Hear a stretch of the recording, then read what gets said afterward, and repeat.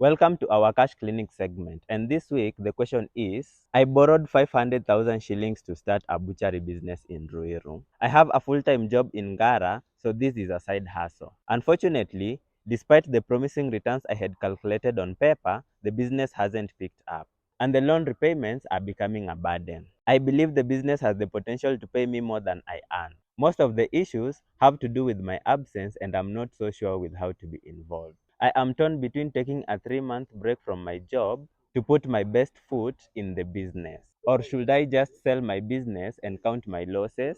This is Patrick from Ruiru. Here is the response that Margaret Njeri, a certified financial advisor, offered to Patrick. Starting a side hustle while maintaining a full-time job comes with a lot of challenges. This is especially when the business is just taking off. Here's how Margaret Njeri broke down the options that a person who's struggling with either leaving their job to concentrate on the business can take. The first step is to review the financials. So according to the financial advisor, the first and most crucial step is to conduct a thorough review of the business financial health.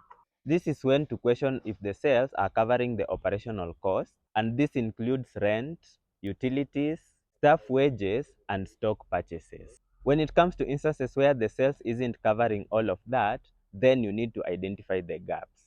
Like, is the product priced right? Or are there unnecessary expenses? Therefore, a clear financial snapshot will show if the business is likely to be profitable or not. The second option is to consider hiring a manager. Instead of taking a break from the full-time job, Patrick has an option to hire a manager who will oversee the day-to-day running of the business. And with modern technology, Patrick can still monitor sales, expenses, and customer feedback remotely while maintaining his job and the butchery is running. According to the financial advisor, a good manager will ensure that the butchery is running smoothly and give Patrick the chance to determine whether the business can be profitable in the long run. Step 3 is to evaluate the business's viability. After evaluating the expenses and hiring a manager, this is when Patrick determines whether the business is viable or it needs to be sold. If Patrick determines that the business is flawed, for example, if it's located at a place that there is no enough foot traffic, it will be wise for him to let the business go instead of struggling and counting the losses. The decision to keep or sell the business hinges on the financial reality and the ability to manage it effectively.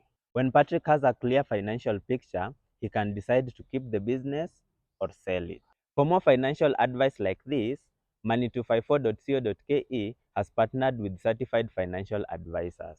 If you have a query about your personal finance, you can reach out to us via our social media channels or through the email editor@money254.co.ke.